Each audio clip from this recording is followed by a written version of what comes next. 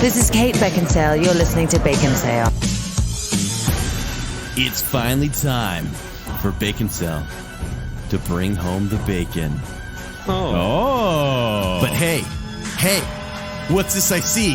I thought this was a party. Let's dance!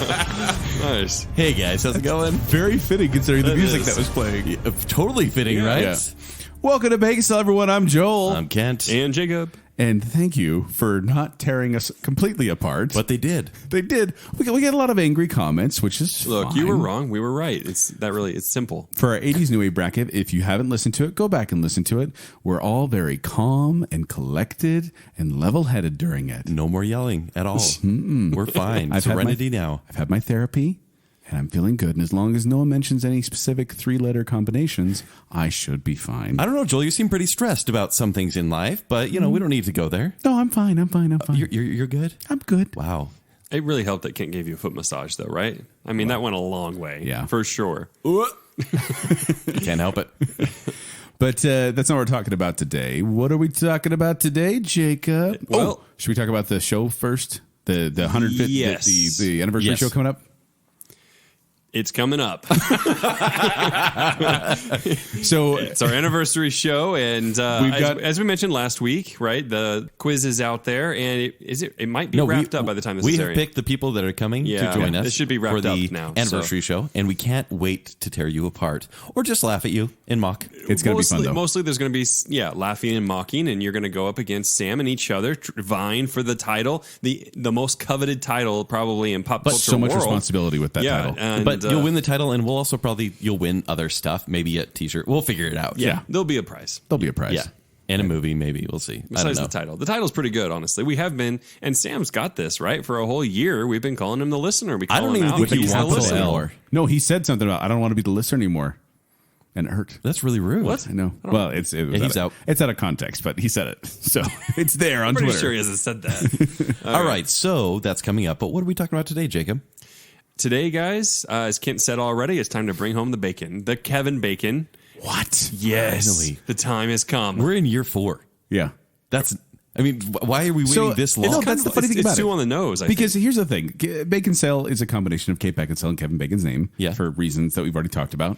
But we talk about Kate Which Beckinsale. a lot of our listeners probably don't even know. But That's just fine. It's a mystery. Go back and listen to each episode. It's like when we talk about the new wave bands. We talk about how they got their name, and it's kind of like, oh, that's kind of meh. yeah. It's not. It's like the illusion of it. Yeah. Mysterious. Anyway, but we talk about Kate Beckinsale quite often on the show because she is very lovely and kind and gracious and wonderful. Did you say who? It's just because That's not even funny. That was Kent. That's that said not a that. funny Kate, joke, Kent. If you're listening, it was Kent that said that. Yep, it was Kent. she hasn't returned my calls. We've emailed a few times, but she hasn't returned my calls. But we did a fundraiser to meet her, which you guys were so awesome helping us out with. We've brought her up so many times on the show. Her voice is her actual voice is Yes. what leads in all our episodes. But we have not really given a lot of love to our other namesake, which is Kevin Bacon. Mr. Kevin Bacon. We tried to. Kevin Edmund Bacon. We tried to do a actually. Kevin Bacon show with Laura, and she said that she lied to us and said she knew everything about Kevin Bacon, and then she didn't. Kevin, her husband. Yeah, apparently she gets those two confused. But No, it's finally time. In fact, but look, I'm going to dispute this real quick because I know we've talked about Kate before, because first name basis, obviously. But we've never done a retrospect show for Kate Beckinsale ever. But that's what I feel like. This is more the makeup show for all the times we haven't talked about Kevin Bacon. We have talked about Kate Beckinsale. Like, don't get us wrong. If Kevin Bacon came to town, we would also do another fundraiser. Totally. And we would go meet him, get a picture of his chest, wearing our T-shirt. What? Come on. Oh, okay. You get it. You get it. Yeah. I'd wear makeup covering my zit because I'd be too nervous to meet Kevin. And we'd do a whole photo shoot and everything. But now we want to honor the man who gives us half our name. Yeah. So we're going to do this a little bit differently than normal in the sense of Ken and I were talking about our favorite Kevin Bacon movies, right, and our least favorite Kevin Bacon movies. And we found that we agree on what the best ones are. Yeah. We came up with agreement of that. In fact, this show is Baconsale-approved Bacon. Yeah. Right? Oh, yeah. Baconsale-approved Bacon. Maybe that's the name of the Exactly. show. But then we also found that we didn't quite agree with the ones we didn't like as much. We'll see. It's slight variances, I believe. I mean, there's a lot to choose from. So we're going to talk about our least favorite Kevin Bacon shows. We're going to talk about our favorite Kevin Bacon shows. But first, we're just going to talk about Kevin Bacon. When was he born, Joel? He was born July 8th, 1958. He's pushing 60, fellas. He's old. 59 years old. He looks fantastic. I know. By the way, Kate... It's all that kale he eats. I mean, actually, he's looked this age Probably for the past 25 years. Probably so. But get this, Kate Beckinsale's birthday is Kira- July Kira keeps them young. 26th. They're both July. So am I, Joel. Right in there. You're in there? Yeah. Hey. Right in between them, actually. This is weird. No comment. We got to stop this. But Kevin Bacon is the youngest of 6 children and was born and raised in a close-knit family in Philadelphia. Yes. And if I may jump ahead. Please. 17 years. So he finally left home at age 17 to pursue a theater career in New York City. But before that... What happened before that, Joel? Before that, he actually won a full scholarship to go to a school for the arts, which gave him his love for acting. I want to get into that before we got into No, he actually said this. He goes, this is his quote. I wanted life, man. The real thing. The message I got was, the arts are it. Business is the devil's work. Art and creative expression are next to godliness. Combine that with an immense ego, and you wind up with an actor. That's what he was thinking during Tremors. No, I like this because This is he's next to godliness. right. Oh, no, we'll get to that. We'll get to what he said when he was in Tremors. Oh, okay. But I love that. Like he speaks off the cuff, and he does talk about vanity quite a bit. Like he knows what he went into acting for, but he just appreciates the creative expression of it all. Yeah. So Joel, we talked about him leaving home. Right? Yes. 17 years old. That's really young to be leaving home. And by the way, his father, he was appeared on the cover of Time magazine. Did he? Yeah, I'm trying to remember. Really? Yeah, what for? I think he's an architect. Don't make up things, Ken. And his mother was a liberal activist. You And sure so you didn't see Bacon, from a it might have been a Bacon advertisement, honestly. on the Times? Yeah, I think that was it. extra lean. That was probably it. Dumb bacon jokes. I mean, have we not done those before? Yeah, his father was a well-respected architect and a prominent Philadelphian. Yeah, and he appeared on the cover of Time magazine. But then, so he decided he was going to try to make it big. And he not came here. He didn't come here. Eventually. He went and he was in the fraternity comedy. His first role was in the fraternity comedy National Lampoon's Animal House. But 1978. it was a small role. Like, he wasn't really noticed. He was kind of like one of the jocks. He Yeah. was one of the people in there. And even after that, so it didn't really bring him great success. So he returned to waiting tables and going back to theater. He just auditioned for small roles. I think he thought, I'm going to make it big. I'm in this huge, Ron Howard production. It's going to be amazing. And that movie did pick up. Like, it created National Lampoon. It created Harrison Ford. It created Ron Howard. John Belushi for a couple of years. Yeah. But it didn't give him the success he wanted. So then he just went back to whatever, which seems to be the case with a lot. I wonder if that's the case for a lot of people who go to Los Angeles, for example, to try to make it big. Totally. That they get the breakout role, but it's not a breakout role. It's like they get the SAG. The SAG. I mean, I feel like that's a disorder or something. But they're in the Screen Actors Guild. Got the SAG. And they feel like they got it, but he realized that wasn't super fulfilling. He wasn't being noticed. So he actually, like I said, went back to theater. He did soap operas. Like a lot of actors really do. Yeah. It's like he was in Guiding But Light. when you think and about Search it, for it's Tomorrow. like, sorry, I totally you're there. good. No, I was just going to think about it. But you get into you're an extra in a movie, which you sit around in the background, and you don't talk, and you got to know that's not your big break. But when you're in a role when you're in a big movie with a speaking role, you expect things like that to be like, oh, this is it. But it had to be so disappointing for him. And that's soap opera things. Nothing against soap operas, but they're obviously not considered high acting, right. But it's work, right? Why not have something against soap operas? I mean, look, if I could go They're back, terrible, right? That's it. No, I wouldn't know, we're Jake. actually I going to haven't have watched them. we're gonna have a tearing soap opera show later this year. Oh, man. Passions for sure. All right, you have to watch all of them. Passions and Days I already have. Days of Our Lives, As the world One turns. Life to Live, Young and the Restless, General Hospital? General Hospital. I know that one. Yeah. Yeah. Which the ones with Luke and Laura? Oh, it's General Hospital. Was it? Yeah. Okay. That's Lorelei, I think. You said it wrong. That's No. Gilmore Girls. Stop. Oh, what? Luke and Laura? What? Makes so much sense. All right, keep going. But then, so flash forward 2 years later. Jake. 2 years later. Thanks, Jake. 2 years later, and this is probably where most people really start to notice him. Not then, but now. Was in Friday the 13th in 1980 When he got stabbed. through the neck with Yeah. an arrow. And that's what people remember. It's funny to go back. That's one of those. Arrow? I thought he was laying on his bed and He is. Yeah, but it came up. Came through the bottom. Arrow came Right up underneath. right through his throat. Which apparently that was a huge production. Like when they were doing that scene, they had so many issues getting it right, and they didn't have a very big budget, so they had to get it right the first time. And apparently, the pump for the blood that they squeeze a ball and makes the blood go through broke. And so one of the crew members just started blowing into the nozzle. What? And that's why the blood is spurting out and bubbling. Oh, that's great. Oh, I know. man. Yeah, they should do that. They I mean, saved it's the a shot. low budget horror at the time. Well, so Kevin Bacon said it was miserable because he has to squat on the ground and then put his head up through this hole that's in the bed and have a fake body and fake neck attached to it. Oh, that does suck. And he had to sit in that position forever, and he said his legs were just killing after. But like so many young actors do horror films. Like you see that now. Like many people get their That's starts art, there. Joel, is what that is. It's close to godliness. Exactly. But he feels like he made it a little bit bigger when he was in Barry Levinson's Diner. So this is 1982, in there with a lot of big stars. Once again, he wasn't the biggest, but he was noticed in this movie finally. Yes, because that was the one where the industry noticed him. Yes. Friday the 13th, I was going to say Nightmare on Elm Street. That's not the right one. Friday the 13th was one that people say, hey, did you know Kevin Bacon's in this? And they're like, what? Yeah. Because that's when they notice him now. But back then, it was just a slasher horror movie. No one really knew. He got killed pretty early. But yes, so Diner was the one where the industry started noticing him. And then right after that, breakout role. Seriously. With, Jacob, you want to take a guess? 1984? 84? It's Flashdance, for sure. So close. So close. It's a dancing movie that starts with an F. Wait, with an F? Oh, well, Footloose. There you go. I thought you were going to say go. Dirty Dancing and try and say something weird. No, Flirty Fancing. I was flirty. Flirty Fancing. Yeah. That would have worked better than Flirty. Flirty. Fergie Dancing, Stupid. maybe? It's And okay. obviously it's Footloose. Flirty Dancing. What? Oh, that's great. But anyways, so he was in Footloose, and I mean, critics actually really like this movie. Like, I think nostalgically we all love it, but It's actually, John Lithgow. He made it.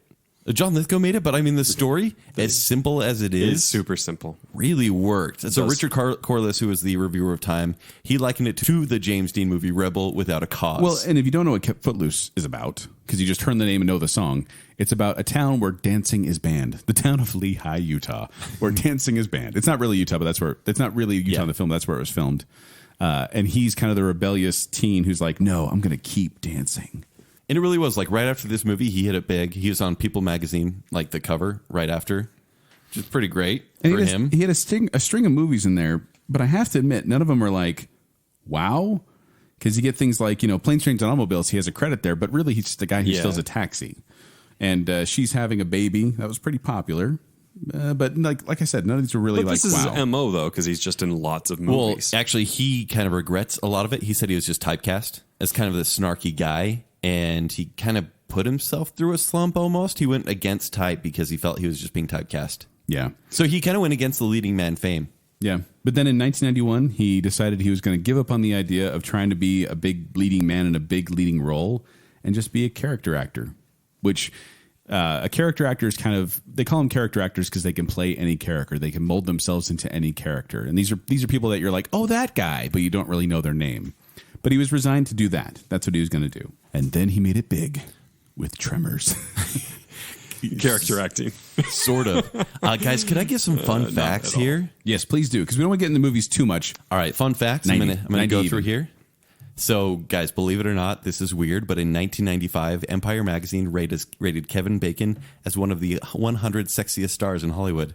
Mr. Kevin Bacon. What year did you say? 1995. Well, yeah. So it was right after River Wild. Top 100? Well, there you go. That makes sense. He was peaking around then. But Kevin Bacon?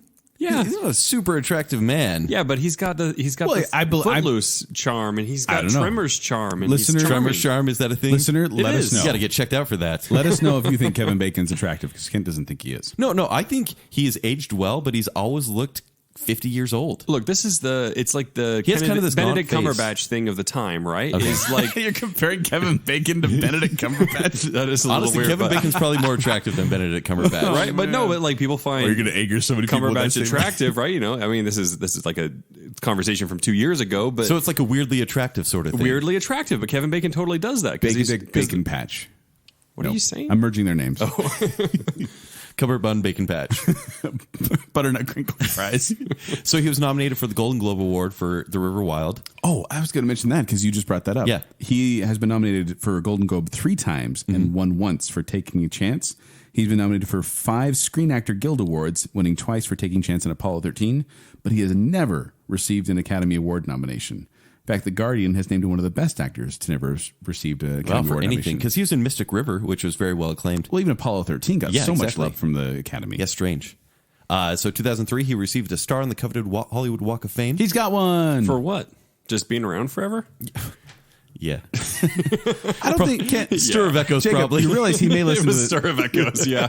He may listen to this episode, Jacob. You realize that, Yeah, we right? want to like win him. We need him on the show. If we can do a double intro with Kevin Bacon and Kate, I don't think he would that mind would me be being awesome. real. I just wonder what it is he got the star for exactly. for his body of work. sad story. Well, and that makes sense. So you guys remember Bernie Madoff? Yes. Kevin Bacon lost the majority of his savings because of Bernie Madoff. He was caught in the Ponzi What? scheme. Yeah, he didn't say how much, but He threw money into that? yeah. Yeah, he was one of the ones that got looped into it. Him and his wife, Kira Sedgwick. Oh, explain what that was then, if you guys know the history. Basically a Ponzi scheme. He lost money. I guess we don't. All right, well, that was deep. We don't want to explain it because some people might try it. Yeah. So also in 2010, J&D Foods commissioned a larger-than-life bust of Kevin Bacon made out of bacon. It was auctioned off for charity, and it was named Bacon Kevin Bacon. It makes you wonder if he's always gotten that association with his name, and if he would even appreciate like Baconsale. Bacon still. Oh yeah, right. Yeah, 'Cause Hopefully. I don't know. It seems like it's, and we'll talk about this later, it's taken him a while to appreciate the meta Yes, factor. we'll get into that too. And 2015, he became a commercial spokesman for the U.S. egg industry, which I thought was kind of U.S. weird. egg industry. Yes, for eggs. And he and his wife, Kira Sedgwick, discovered they are ninth cousins when they appeared on PBS's Ancestry Search series, Awkward. Finding Your Roots. Ninth cousins, though. No, I mean, that flies. you're going to go back enough far enough, you're going to find out you're related to someone. Yeah. But him and his wife have actually been married for 30 years, and good on them for that. That's not an easy feat in Hollywood marriages. And also, they have two kids, Travis and Sosie Ruth. Cersei?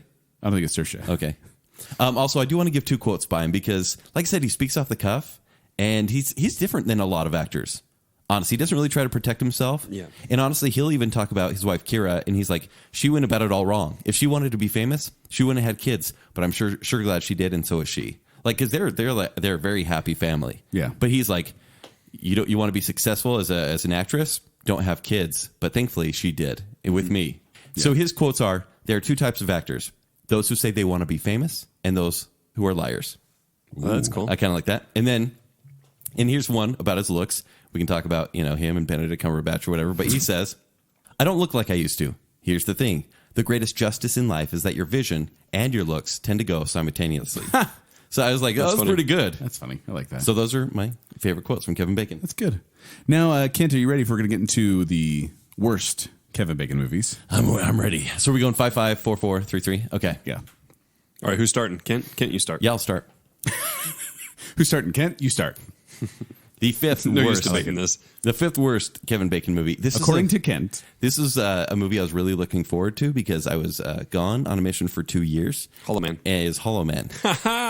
And I was really excited to see this one when I came back. Mm-hmm. And I was like, oh, Kevin Bacon in an Invisible Man movie. Turns out it's not very good. It's not very good. No, I had a similar thing where I was like, oh my gosh, that's going to be awesome. But this is... Because it's the story of the Invisible Man.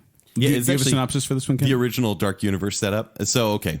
When the leader of a team of scientists volunteers to be the test subject for their experiment in human invisibility, he slowly unravels and turns against them with horrific consequences. And Elizabeth Shue. I mean, Elizabeth Shue is fantastic, right? Always. This is a movie that I think was made to be salacious. Elizabeth Shue in sale? Yeah, eventually. It should have been in the 80s if we did this show. Yes. Josh Brolin's also in this movie. Directed by Paul Verhoeven, who did RoboCop, Basic Instinct, and Starship Troopers. So he's kind of known for camp. He's known for camp, but this movie, I think, tried to go a little bit too, kind of weird and gross and a little bit soft core. I haven't you know what seen I'm this saying? one. Oh, you haven't? No need. Yeah, honestly. no, I was totally No, and shocked. I was at first I It's- was intrigued too because I like horror movies, and everyone's like, "Don't see it. You're not going to like it." So the budget was $95 million. It made $190 million worldwide. Wow, really? So it made money. That's a lot of Really? money back then, This too. should have been the starting of the Dark Universe. Like Hollow if they Man? start with this one instead of the Mummy, we would have Kevin Bacon and Tom Cruise. Because I like the original Invisible Man movie. Yeah. In fact, it's one of my favorite Universal monster movies. And that's why I wanted to see this one, but I heard nothing but disappointment. It wasn't very good. But some fun facts about this one. An anatomically correct, totally working computer model was created of Kevin Bacon's entire body, down to the last capillary. The 3D model has since been donated to scientific researchers. So somewhere, for science, we have Kevin Bacon's body. Like a Like a computer model. Okay, Yes. yeah. Why would 3D science print him. want a model of his body? To clone eventually, obviously. It's Kevin What? Bacon. An The army guy's a of Kevin Marvel. Bacons. He's An army a of national Bacons. treasure. A Bacon army. My number 5 is also a horror movie from Kevin Bacon. Came out in 1990. Nope, that's not Directed by Joel Schumacher, who did Batman Forever and Phantom of the Opera. This sounds like it's going to be good. Flatliners isn't that bad. Flatliners. Is it? It's my number 5 worst. Okay. Because I went into this. I mean, it's got Kiefer Sutherland and Kevin Bacon and Julia Roberts and Oliver Platt. Is Michael J. Fox in that? No, he's not in that one. But here's the plot. 5 medical students experiment with their near-death experiences until the dark consequences of past tragedies begin to jeopardize their lives. This had a budget of $26 million and a worldwide gross of $61 million. So it made its budget back. Yeah. And a Rotten Tomato score of 48%. And I think because I thought it was going to be a horror movie, and it wasn't. It was more kind of like a Psychological. I guess. But even then, it's trying to be an artsy film, but it's too campy to be artsy. See, I feel like this Yeah, one it was a weird mix. This one fit perfectly in the early 90s, honestly. I just couldn't. And with that cast, like it's kind of fun to watch. To I see where didn't they all see came it from. I honestly didn't see it until last year. I think. Okay. And I was like, "Whoa, this is not aged well." Did you watch the remake? I didn't watch the remake. The remake is a horror movie. Is it? It's bad. Really, really bad. It's not as good. It looked too bad to watch. This is already Honestly. bad. Like it's too stupid. But yeah, I feel like this one. I just want to know. I want to watch this one with a medical student just to watch how much they roll their eyes during this movie because it is just so much. Aha! We're doing this science thing. I'm sure you are. So yeah, Flatliners. It didn't land for me. So Yeah. there's my 4. There's All my right. 5. I like it better than you, but still it's somewhere in the middle, and I don't really care Yeah. too much about it. Middle. My number 4. Oh yeah. I've already talked about. It's Friday the 13th, 1980. Really? Yeah, because Shame Number 4 on you. Worst? This is a classic horror. and that's what I What thought. okay, it's not super great, but what It's- it set up. No. And that's things. I appreciate the franchise, but man, this movie is not good. Like it really is kind of an annoying horror movie. It's one of those you know exactly what's going to happen all the time. And granted, it was one of the first of those. But it was just ripping off Halloween anyway. I'm going to jump in here. was. Jake, remember when I basically try to educate you with horror? This is what I was just about to talk about. Yeah. Yeah. No, go for it. Well, so Kenton told me to watch this one, and After Nightmare on Elm Street and Halloween. after those, you never watch anything I tell you to watch. what have you told me to watch? You told me to watch Gallivant. See how that turned out. I did not tell you to watch did. that It was TV totally show. you. It was totally No. you. Yeah, Guys, and come on, Marnie. Come on. Don't you put that evil on me, Ricky Bobby. So I'm watching. Forgot the movie. We're Friday talking- the 13th. Friday the 13th. Yeah, Friday. Yeah. I was about to say Halloween. I was like, no, that's not it. So watching Friday the 13th, and I'm like, I had the same reaction. I was like, oh, this isn't good, and that music is so bad. Oh, the music is terrible. The music is so bad. And I was like, oh man, how did this become a classic? Okay, I guess the time, these things kids are saying. And then here's the weird part though, right? The stupid thing lingered with me. Yeah. Like I don't know Did it how. have to let you linger though? It did apparently. May she rest in peace. And but no, like even now, like I think about the mom and I think about like the Kevin Bacon murder from underneath. And see, that's what I and the love. boy all jumping these out the lake. things and I'm No. like, it was so stupid, but for some reason it has an effective But psychological that's just impact. it, Jacob. Is I feel like it's the idea is better than the actual execution. You're absolutely right. Sure. But it doesn't deserve to be Sure. number 4 worst. It deserves Yeah. it because I don't ever want to watch this one again. Okay, so let me go through the facts here. A group of camp counselors are stalked and murdered by an unknown assailant in a summer camp. So there you go. Budget was $550,000. I cannot wait to show this one to my kids. It made $59.8 million, Okay. Wow. like Yeah. 100 times what they put into it. Wow. And it just really, I don't know, it just felt so bland to me when I finally watched it. And it's nothing like the later franchise. It's much like Nightmare on Elm Street, where it starts off as a different movie and then becomes a comedy. different animal as it Yeah. moves on. Yeah. It has 12. Okay, so let me talk about the franchise here.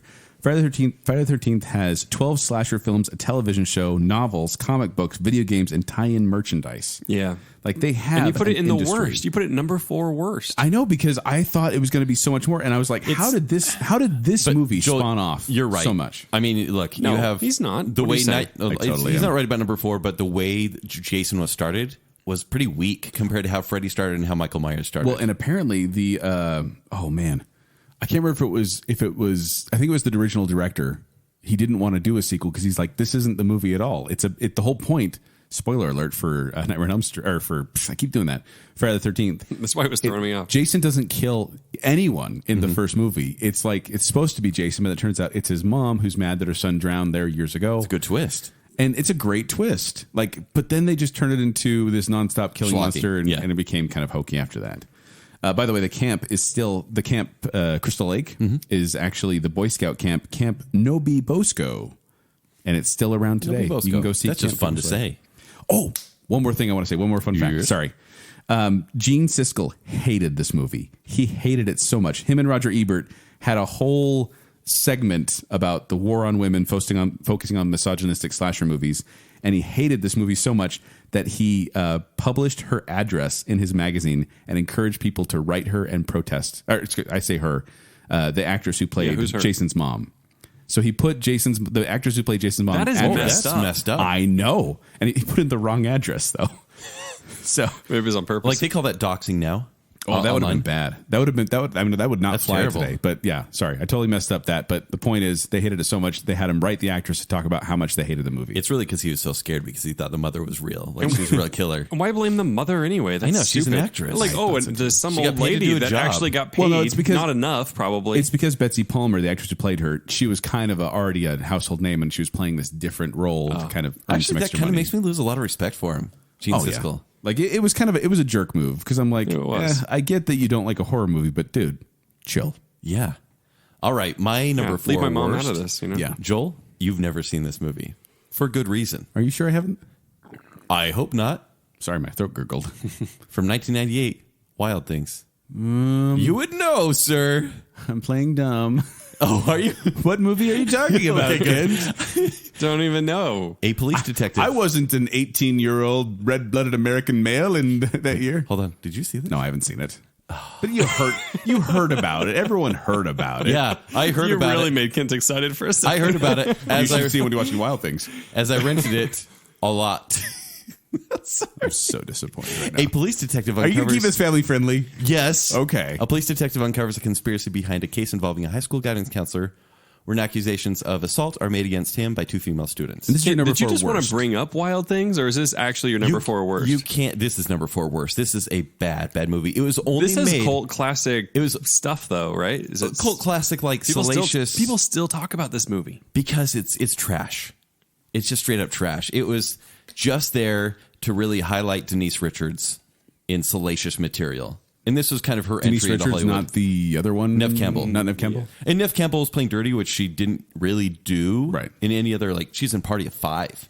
Yeah. She's like a So this is sweetheart. they're both trying to break the mold. Yeah, so this is Matt Dillon, Denise Richards, Neve Campbell, And Kevin Bacon. and then Kevin Bacon plays a detective. No release budget, but it made $30 million, so a lot less than his other movies. Yeah. This was his first time producing. Is it a big That had to budget be a low production, budget, though? though, I mean, yeah. yeah, so I was going to ask. Is it seem like it would be It was low kind of like budget? a crime thriller, big budget. I'm sure it cost $30 million. Okay. So, anyways, fun facts about this That one. can't be. In IMDb trivia, it says the retail price of the Japanese Laserdisc for this was 4,700 yen, and 1 in 52 found this interesting. One guy. That's so stupid. Actually, but I did find this interesting, though. This next one, I actually clicked interesting. That one landed. So, before the filming of an outdoor scene by the river, a gaffer was fixing the lights and noticed something floating in the river. It was a dead body. The police were called, and when they arrived, they anchored it to the dock, out of sight of the camera, and they still shot the scene. No. And they didn't remove the body till after the scene was shot. No. Yeah, because they're like, dead body, we just got to hurry. That is messed up. Isn't that weird? That is messed up. Like, that's like, I'm surprised they didn't use it. that's criminal almost. Yeah. Like, and they tied it to the dock. They're like, oh, it's bloated, but we're fine. Oh, Must have smelled good. that's terrible. Must have smelled real good. All right, Ken, what's your number 3? My number 3, we talked about this one recently for other reasons, but it's Balto from 1995. Balto's on your worst? I hate Balto so much. Such a vanilla movie. It's vanilla. I thought it was, bland is probably what it Yeah. was. I was so bored by this movie. So an outcast half-wolf risks his life to prevent a deadly epidemic from ravaging Nome, Alaska. So directed by Simon Wells, who did Five Goes West, Prince of Egypt, and We're Back, A Dinosaur Story. When did we talk about this? Oh, it was non-Disney. Non-Disney. And this one just came and went for me. Like, I rewatched it, last year. All I remember is that Balto is a lie. Remember that? It was- And it was actually, the other dog. that's precisely why I hate this movie so much, because of you calling it a lie. Because the real hero of the 1925 serum run was Togo. Yes, The other 12-year-old dog. husky that led a sled dog through the 260 miles of the blizzard. And Balto got the last leg. Last so he got all the 55 fame. miles. Yeah. And it says, this is on IMDb trivia. I'm loving those. Balto is one of the most famous Siberian husky names. It is also a popular human name, Balto? apparently. How many people do you know, Ken? Human. How do you With know the the name name Balto? Balto, Ken? How many Baltos do you know? Balto, what about you? Hey, Balto. Jacob Balto Rogers. Oh, yeah. Future kid names, Joel. Hey, Balto. I do have something from the Parents Guide, but it seems a bit inappropriate for Balto. I'm going to read it, and maybe we can cut it. Okay, let's hear this.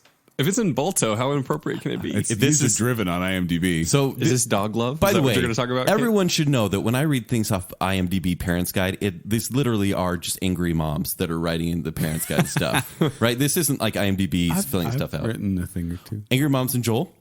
And so Only to correct things.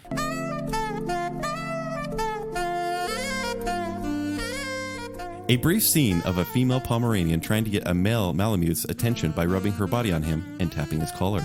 He rejects her by grinning and making gross sounds, trying to walk away, but unnoticeably, the groin region of the male is lightly dragged over the female's head. That's in the Parents Guide. Dragged Why- over the female's. 'Cause What does he that wa- even mean? He walked over her because he's a He walked bigger over. dog. But someone got so offended because basically They wrote that in the. So basically, she was like, I don't know why I wrote that. Okay, I was basically she was like, hey, and he ignored her and he went, no, thanks. And then he walked over her. Yeah. But because the dog's groin region. That's so stupid. That is that's crazy. That is crazy. Why do you think I take notes on these things, guys? I I'm don't like, know. That's why pretty good. would that happen? This episode is weird. All right, my number 3 then? Yes, please. So my number 3 is actually directed by one of Kent's favorite directors, James Gunn, who did Guardians of the Galaxy 1 and 2, and Slither.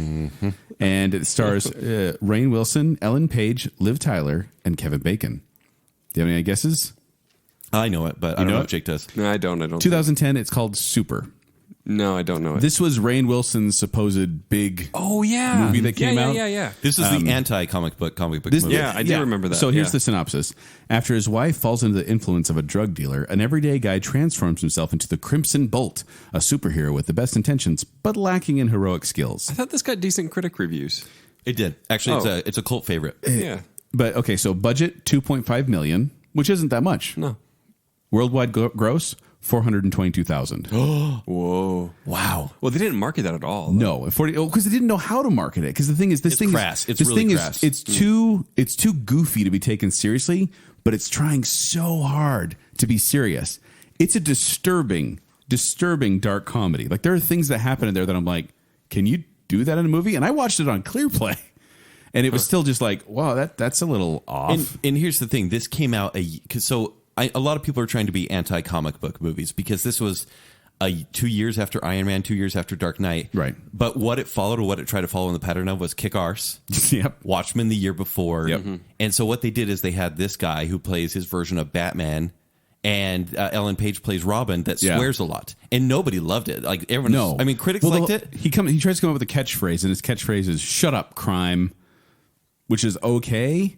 But then Ellen Page comes in, she's like, "I want to be your helper," and he's like, "I don't need a sidekick." But then she tags along. But then she turns out to be more violent than he is. Like he hits people in the face with a wrench. Yeah. But she just will full on kill people in disturbing manners, and then he's not okay with that.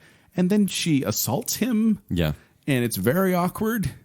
But So you're recommending I see this? it's a bad movie. Like it really was. Like I got done, and this is one of It's not super then? I couldn't shake off this movie. It was really bad. And Kevin Bacon plays the drug dealer that kind of lures away Liv Tyler. He's just hamming it up. He's also- kind of having a good time. There's in the kind role. of a weird anti-religion thing going Yeah, on there is. too, and it's just not a good movie. Avoid Super as much as possible. Sounds a lot of mixed messages and such. They didn't know what they were. Yeah. James Gunn. He has made one good movie though, Guardians of the Galaxy 2, Slither. so they're just fun.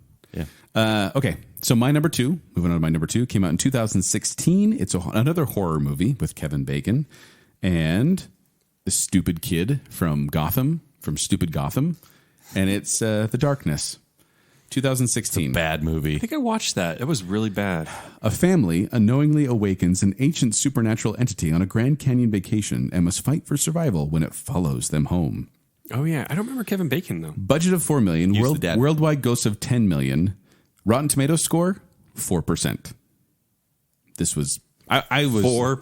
4%. This may be the worst. Kevin, we're real sorry. Yeah, this was a bad one. Yeah, sorry, And I Kevin. was worried when I went to go watch this one. I was worried that it was going to be too evil, but it wasn't. It was too stupid. It was stupid, to yeah. be evil. Yeah. Joel, I think my line was, I think this might be scary to someone who's never seen a horror movie before. I think you're totally wrong on this one, honestly, What? because how could it be not scary when it takes all the elements from every horror movie ever. Let me just go through this. Oh, thank you, Ken. I was so worried. You're welcome. Let me just learn through this. So, insightful creepy kid, check. Believing mom, check. Skeptical dad, check. And ancient Native American burial ground, check. This isn't a horror film. This is a lazy film. It's not scary. Don't see it. It's dumb. Darkness. All right, my number 2 is R.I.P.D. Came out in 2013. I haven't seen this one yet. I still haven't seen that. That's right. That's Ryan Reynolds and Jeff Bridges, Reynolds right? and Jeff Bridges. It's that bad? Kevin Bacon's in For your this? number Yeah, 2 worst? He's the villain once again. Kevin Bacon is? Yeah, Kevin Bacon is. So a recently slain cop joins a team of undead police officers working for Rest in Peace Department, R.I.P.D. Get it? Exactly. And tries to find the man who murdered him. So it was directed by Robert Schwenke, who did Allegiant and Insurgent. So, it's going to be good. Budget was $130 million, and it made worldwide. It made $78 million, so it lost a lot of money. This is a bad movie. This is when... Wait, go through those numbers again. So made for $130 million, made $78 million. Oof.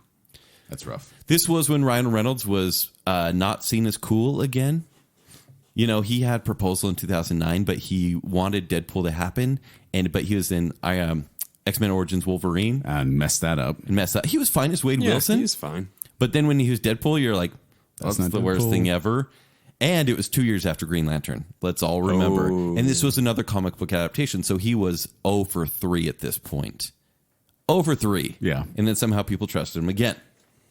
So some fun facts on this one. Tommy Lee Jones and Jeff Bridges play the same mentor roles in Men in Black and this. I mean, this is Men in Black with ghosts, honestly. Okay. And also, these two guys, Tommy Lee Jones and Jeff Bridges, are enemies in Blown Away. Have you seen Blown Away? I have seen Blown Away. Yeah, it's kind of... I liked it for a 90s movie. Yeah. Did you know Men in Black's getting a reboot? I heard that. New cast. New characters, too. Great. Can't wait. And then also, Ryan Reynolds has appeared in 6 films adapted from comic books. And like I've mentioned a few, but we have Blade Trinity, X-Men Origins, Green Lantern, Deadpool, and Deadpool 2. Oh, I don't remember him being in Blade. Yeah, he's in Blade Trinity, the third one. Yeah. Yeah. The bad one, honestly. Yeah. The campy one. Well, they're all campy. No. I actually like Blade 1 and 2, but I think 3 is bad. All the way bad. But yeah, R.I.P.D. It's terrible. If you guys watch this, do it for free. Actually, don't even waste your time. I'm surprised that we have not matched on any of these bad ones, Ken. No. But my number 1 Are we gonna is mention number The one? Darkness. Oh, okay. The Darkness is a bad movie. It's boring. It's lazy. And honestly, the whole synopsis of this, like, it starts out with an autistic kid taking cursed rocks while he's camping. I forgot. That's the little kid who plays Bruce Wayne in Gotham. Yeah. And they have him as this autistic kid, and it almost comes off borderline insensitive. I was just going to say that. And then it's like basically they have to bring the rocks back. Also, it deals with bulimia in a very also borderline insensitive way, where I was like, are they really trying to address bulimia in the middle of a horror movie this way? Like, it was so bizarre. Yeah. It's bad. So I hated this movie. It is a sleeper. It has plenty of jump scares, but they are not scary. It's basically, the music's like, bah, and it's a garage door going up. Or the son saying, hey, Dad. That's it. Yeah. Hated this movie. What's your number 1, Joel? Yeah, Joel. Do you have any guesses what my number 1 might be, Kent? It better not be Stir of Echoes. No, it's not Stir of Echoes. Because that was actually, that's in my middle of the ground. Picture ones. Perfect? It's in the middle of the ground, too. And Balto and River Wild, all in my middle of the ground. My number 1 came out in 2005, directed by Adam Yogan, and stars Kevin Bacon, Colin Firth, and Alison Lohman. It's Where the Truth Lies. I haven't seen it. I'll read the plot first. Karen O'Connor, a young journalist known for her celebrity profiles, is consumed with discovering the truth behind a long-buried incident that affected the lives and careers of the showbiz team Vince Collins and Lanny Morris. So Colin Firth and Kevin Bacon play kind of this Jerry Lewis, Dean Martin group. And from the preview, it looked like this really intriguing murder mystery. But what I got when I got into the movie, first of all, let me tell you, a budget of $25 million, worldwide gross of $3 million. Whoa. 41% on Rotten Tomatoes. Sorry, Kevin. I thought, Sorry. and I thought it was going to be a film noir, but it was a stupid, sleazy mess that I regret seeing. I don't regret seeing many movies as in, it's fine. Like, oh, well, it was fine, whatever. This one, I'm actually like, I shouldn't have watched that. That was just bad. So never watched that. Okay. No, and it was just over the top, melodramatic. And then on top of it was just kind of this sleazy movie, too, that made you just kind of go, ugh. and it really wasn't. It wasn't. I mean, I watched it. This is during the height of Clean Flicks. Yeah, and it was one of those bargain ones in the bin that I'm like, I'll watch that one. I saw the preview, and after it got done, I'm like, I'm so regret watching that. So, yeah, Where the Truth Lies, avoid that one. These have been all our Kevin Bacon, our Baconsale not approved Kevin Bacon movies. Right. So we're Kevin, we're sorry.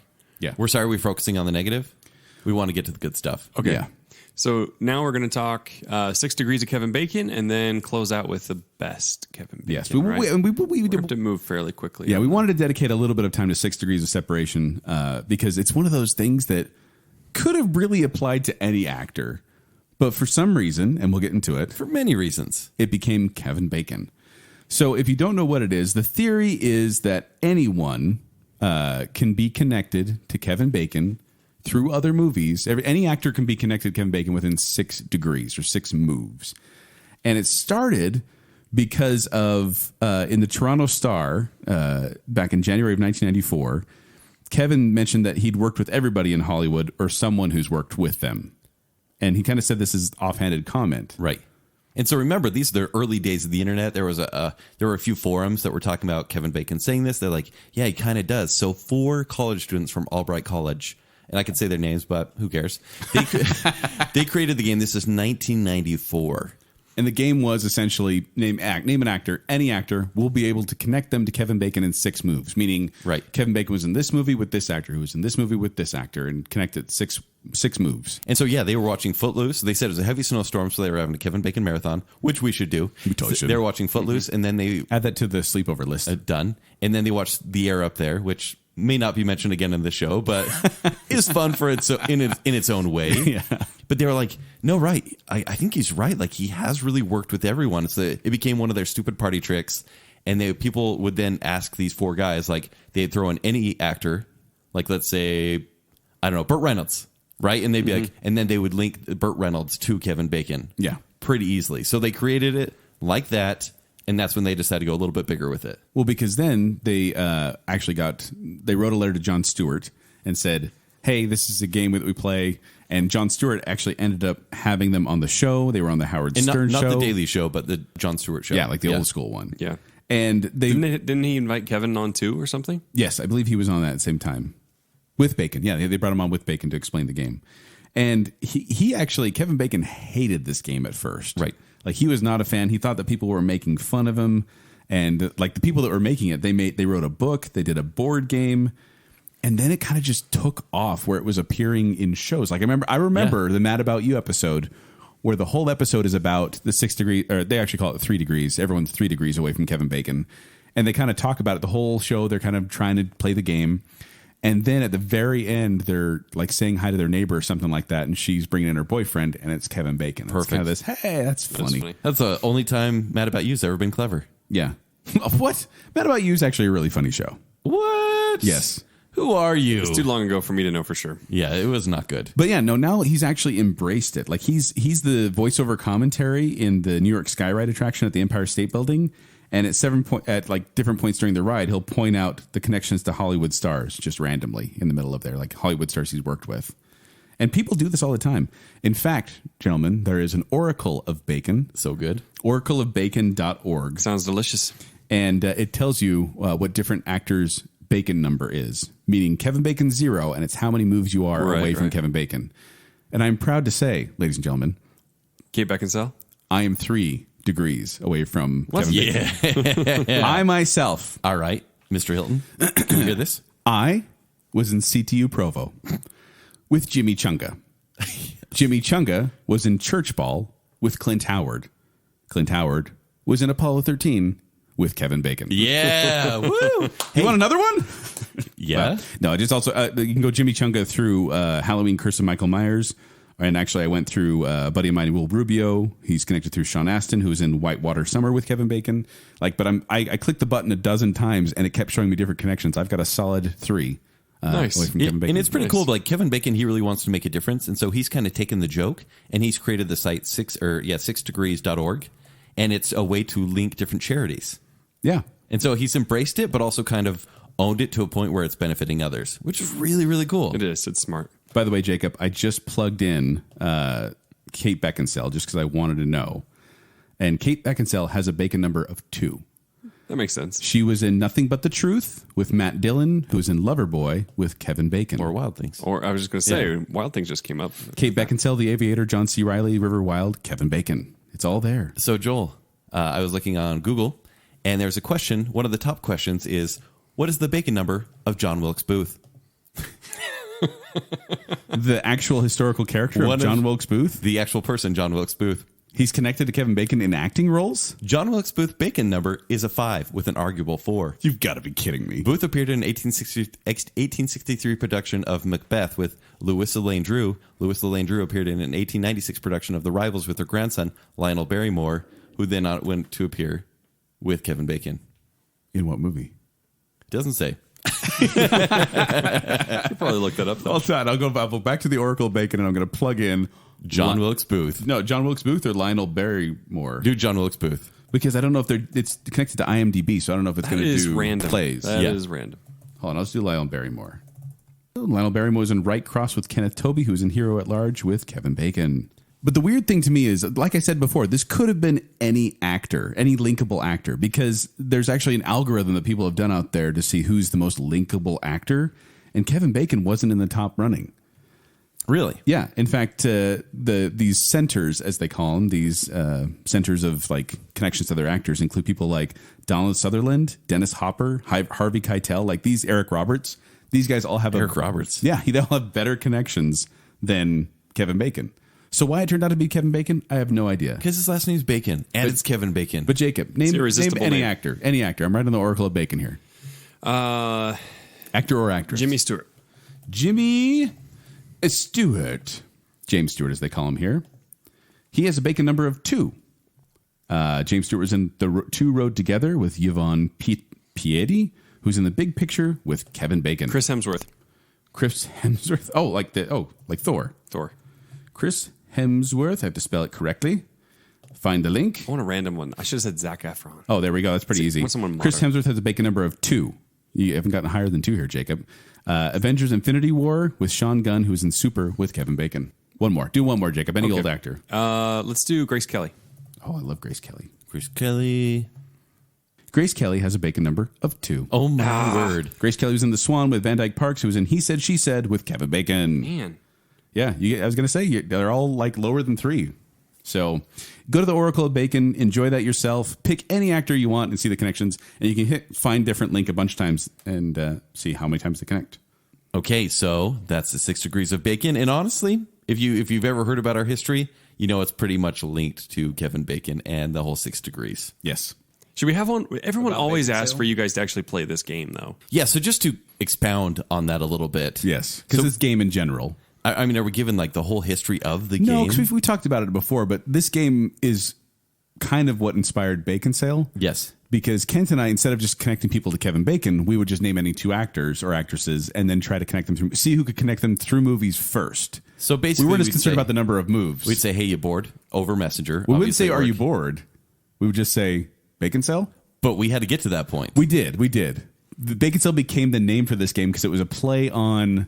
The 6 degrees of Kevin Bacon. But with the twist that we both like Kate And we love Beckinsale. Kate Beckinsale. We generally always say And so Kate I would just Beckinsale. message Kent and be like, Baconsale with a question mark, and he'd message back and be like, let's do it. And then we'd go 3, 2, 1. We'd name an actor and actress, and then we both sit there and just...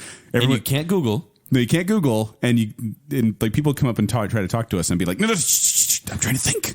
I'm trying to think how to connect Tom Hanks with Jack Palance. What? Now I want to do it. Don't say that. Which on the Oracle of Bacon, you can actually put in any 2 actors. It defaults to Kevin Bacon, but you can put in anyone you want there. But that's kind of where we got our name. You know, my mind is like racing right now. Don't do it. All right, put in a time lapse. Let's do this. Wait, so Tom Hanks, Jack Palance. Go. I don't remember who Jack Palance is. Done. What?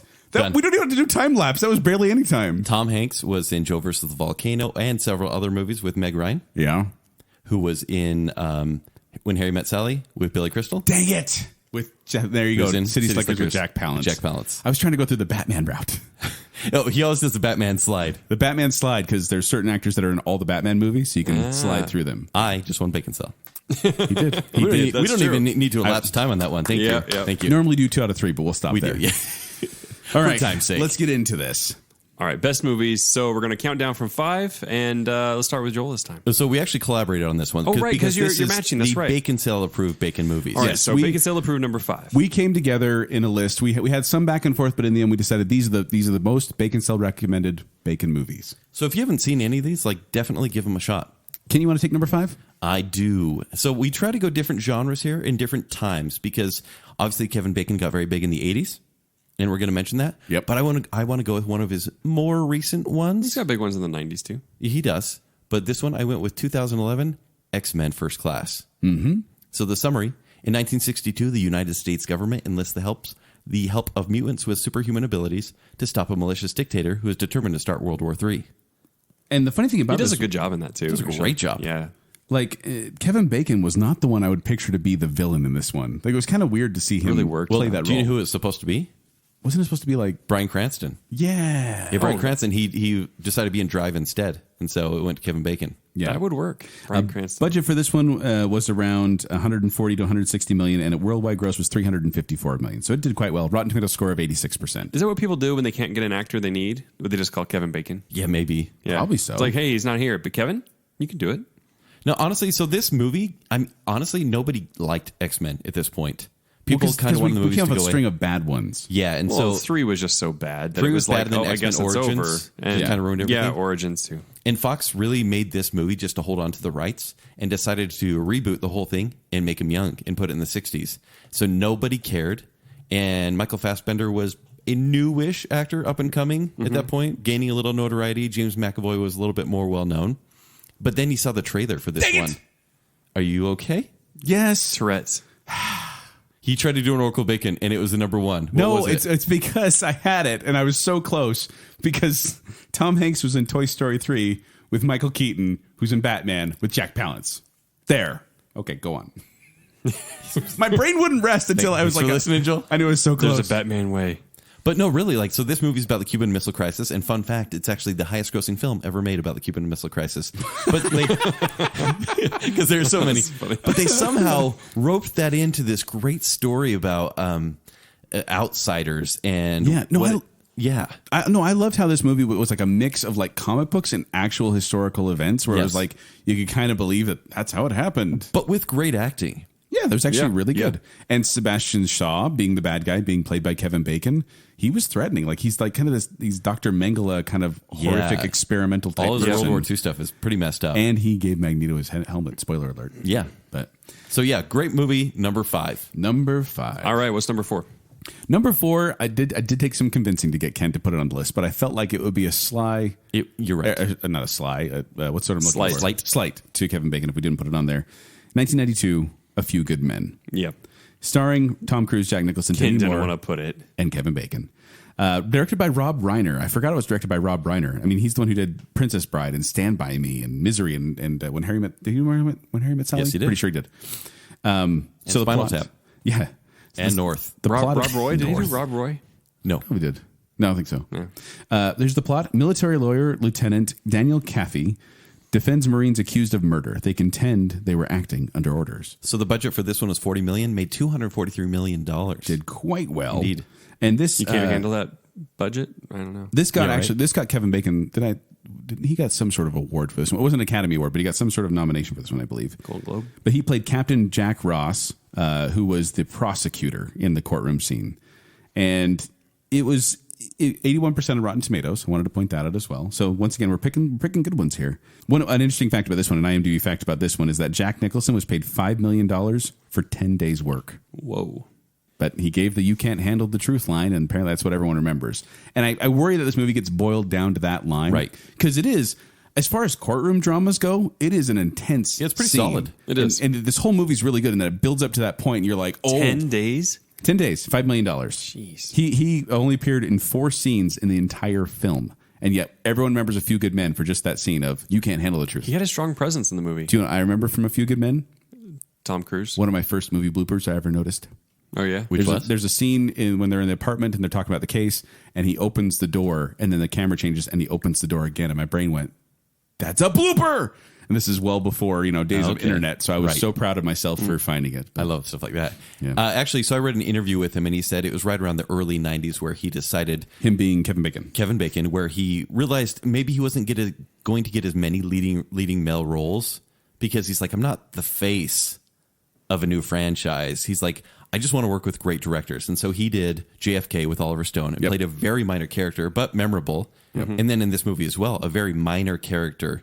And for Rob Reiner, because he just want to work with the right directors. But this is why he has so many connections, too, because, he's in a movie with Tom Cruise and Demi Moore and Jack Nicholson. Right. All those connections now. All those connections back to Kevin Bacon. All right, number 3.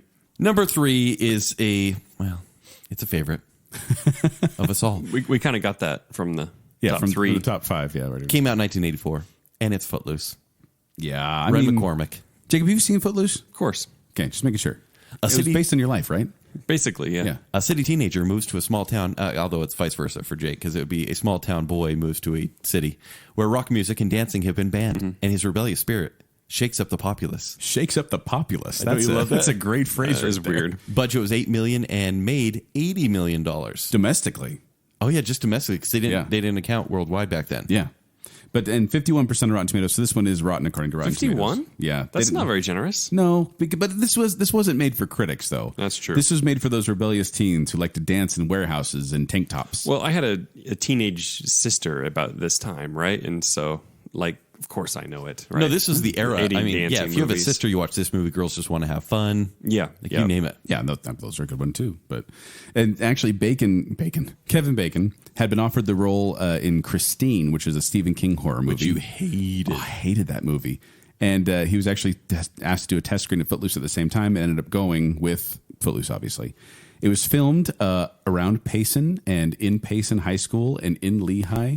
It's all there in that area. In fact, if you're driving ever south in Lehigh, you'll be able to look over and see the Lehigh Roller Meals, which is featured in the music Is it video. still in the there? movie. Still there. It is. It's surrounded by casual restaurants, but it's still there. Yeah.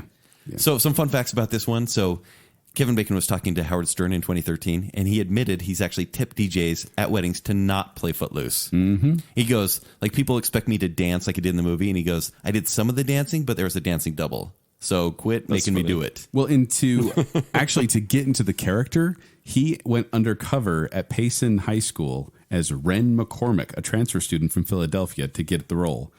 And he kind of hated it. Yeah.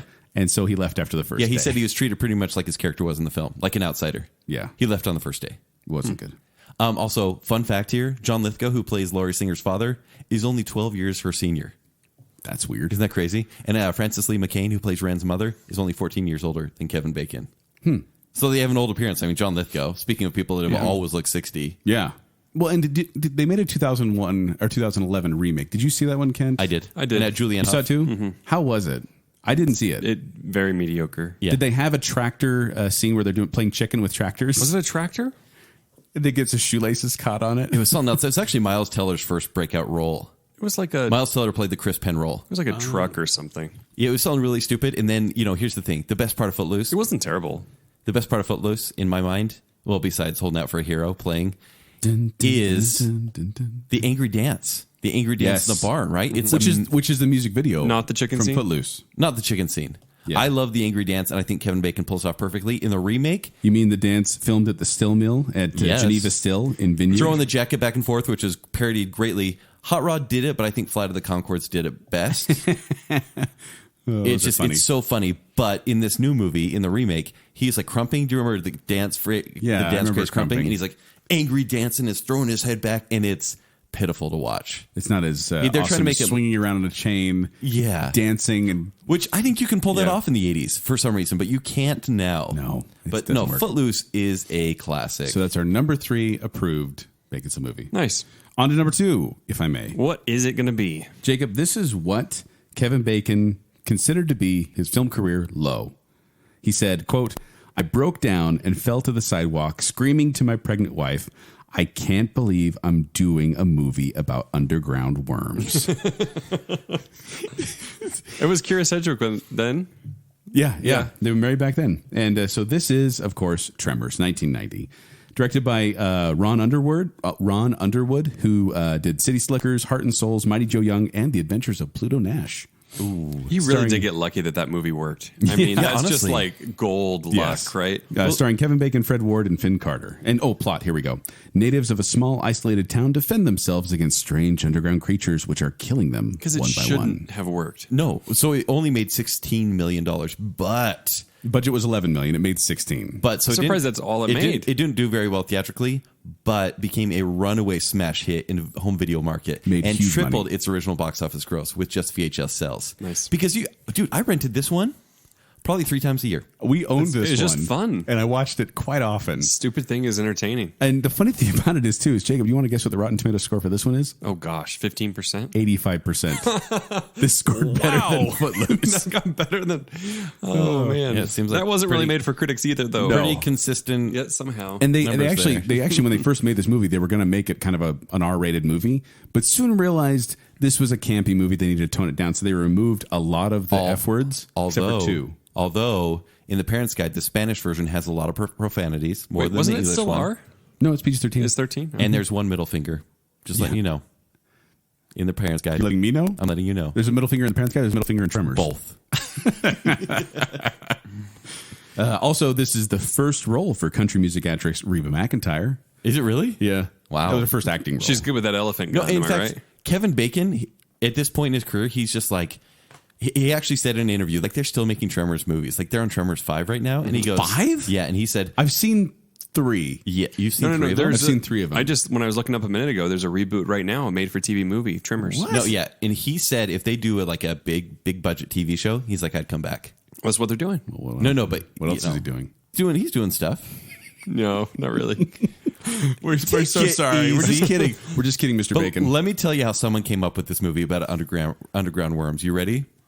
So this guy who wrote the movie, S.S. Wilson, said he got the idea for the film while he was working for the U.S. Navy in the California desert. While resting on a rock, he imagined what it might be like if something underground kept him from getting off that rock. Tremors. Yeah. That was it. Dun. That was it. All right, Kent. Are you ready to reveal our number 1 Baconsale-approved Kevin Bacon movie? This one should be pretty obvious, The Air Up There. right? It's not. It's Tremors. amazing. Honestly, Footloose We're kidding. is. It's not The Air Up There, Jacob. could- It's not The Air Up There. I know it's not. But it is about the atmosphere up there. It is. Because it's Apollo 13. Really? Yay! You think that's the best one? The best out of all the Kevin Bacon movies? Yeah. It is the highest quality Kevin All right. Bacon movie. Oh, definitely. I mean, look at this. First of all, directed by Ron Howard, 1995, starring Tom Hanks, Bill Paxton, and Kevin Bacon. NASA must devise a strategy to return Apollo 13 to Earth safely after the spacecraft undergoes massive internal damage, putting the lives of the 3 astronauts on board in jeopardy. Budget of $52 million, worldwide gross of $355 million. Kate, you want to give the Rotten Tomato score? I thought not. It's don't 95%. look at stuff like that. 95. 95%. The highest rating. I honestly would have put this behind Footloose, Tremors, A Few Good Men. Which is fine because those are great guilty pleasures, but this is the highest This is a high quality one. movie. It was actually nominated Academy Award for Apollo 13 was for best film editing and best sound, but it lost best picture best picture to Braveheart, but it was nominated for that. It makes sense. Actually, It so does. I loved this fun fact. So Ron Howard, in an interview, he said after the first test preview of the film, so they do comment cards for like the focus group, and he said one of the comment cards said, in quotes, "total disdain for the movie." The audience member had written that it was a typical Hollywood ending, and the crew never would have survived. Which it's, if you don't know, it's based on actual Literally events. a That's true funny. story. I misspoke, by the way. It won best film editing and best sound. But it was nominated for best picture. Typical Hollywood ending. That's funny. Yeah. Also, this is actually one of those what's it called? Mandela effects, where people always remember the line is "Houston, we have a problem," and well, technically that's what they say in the movie, but it's not the actual quote from what happened.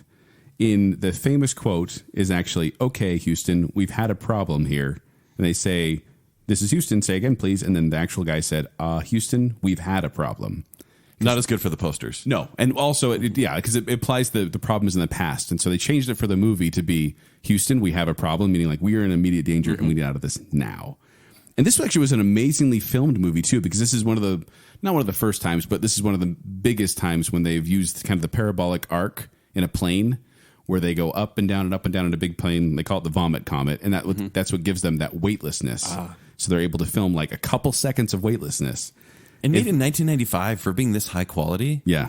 Really surprising. Each arc of the plane produced 20 seconds of weightlessness, and all these flights were completed in 13 days. So 20-second little clips could you for imagine 13 being the days. actor? That would be Actors. terrible, It right? would be Like, awful. well, let's go up in the plane and go up and down all day. And so we're good. And the soundtrack, James Horner. Right. So beautiful. Like, this is one that I can listen to and just really enjoy.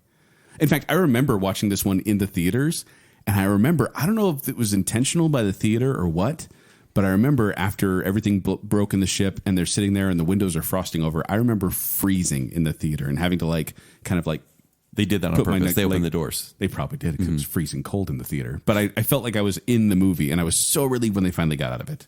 So there you go. All right. So once again, I would like to give my 5 worst. Please do. And you give yours. Certainly. Hollow Man, Wild Things, Balto, which has a really inappropriate scene, R.I.P.D. and The Darkness. And my bottom 5 was Flatliners, Friday the 13th, Super, The Darkness, and Where the Truth Lies. Avoid those movies. But the best are X-Men First Class, A Few Good Men, Footloose, Tremors, and Apollo 13.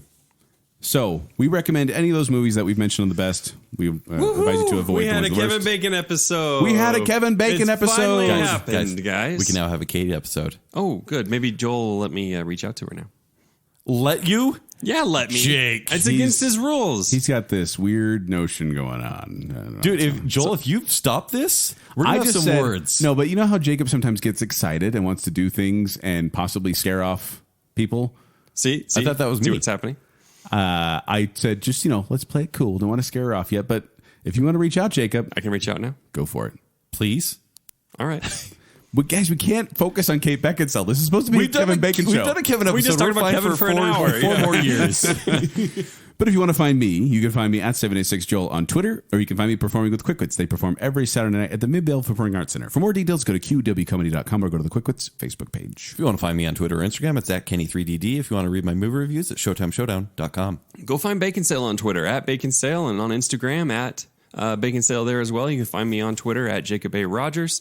Go find our store. It's tpublic.com/baconsale and do a search for whatever merchandise you want. They don't all show up on the first page. So if you're looking for any particular thing, If you want to see everything, right now, it's like tpublic.com/stores. Just look up Baconsale. Yeah. Just go to the Bacon Sale and then do a search for whatever thing you're looking for. And there's lots to see. There's lots to buy. There's sales all the time. And go represent and show us on social media. And until next time, Houston, we have a podcast. I'm the only one editing this. No one else going to hear this. I've had my therapy, and I'm feeling good. It really helped that Kent gave you a foot massage, though, right? Well, we talk about Kate Beckinsale quite often on the show because she is very lovely and kind and gracious and wonderful. Did you say who? That's not even funny. That was Kent That's that said not that. a funny Kate, joke, Kent. if you're listening, it was Kent that said that. I wear makeup covering my zit because I'd be too nervous to meet Kevin. I Joseph Gordon-Levitt. I've got the sack. Obviously, it's Footloose. What? But I have to admit, none of them are like, wow. Footloose charm, and he's I got don't know. Tremors charm. And Listener- he's charming. Tremors charm, is that a thing? Listener, let is. us know. You got to get checked out for that. You're comparing Kevin Bacon to Benedict Cumberbatch. That is a little Honestly, weird. Kevin but- Bacon's probably more attractive than Benedict Cumberbatch, right? And Elizabeth Shue. I mean, Elizabeth Shue is fantastic, right? Always. Somewhere, for science, we have Kevin Bacon's body. Leave my mom out of this, you know? Yeah. Are you going to keep this family friendly? Yes. Okay. And 1 in 52 found this interesting. Balto is one of the most famous Siberian Husky names. It is also a popular human name. I don't know why I wrote that. Okay. No, I'm trying to think. I just want Baconsale. This was made for those rebellious teens who like to dance in warehouses and tank tops. I can't believe I'm doing a movie about underground worms. He's doing stuff. No, not really. Typical Hollywood ending. Tell me more about this special hug.